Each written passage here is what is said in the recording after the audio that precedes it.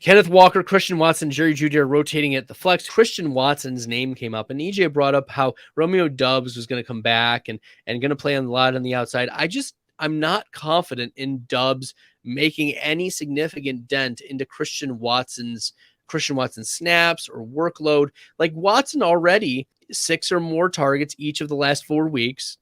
He's had 48 or more receiving yards each of the last 4 weeks, 2 of those over 100 receiving yards. He's had 8 touchdowns over the last 4 games, and we've seen Aaron Rodgers hyper target particular players in the end zone or the red zone or deep, and Christian Watson has just been hitting as of late. So I think you're firing up Christian Watson here. You already had to either start or sit Kenneth Walker, and I advised y'all to start Jerick McKinnon over Kenneth Walker, and that's probably going to come true. Like, Kenneth Walker finished with 9.9 fantasy points and a half PPR. Like, that's not going to win you any week, really. And it's probably going to be a running back 20 to 25-ish.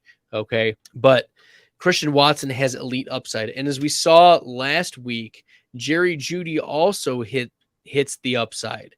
Brett Rippon in the game where Brett Rippon started. All right, if y'all like the content, make sure you hit that red subscribe button. Jerry Jeudy, I think that was against the Jets in week 7. 7 for 96, 13 fantasy points. He finished as the wide receiver 19.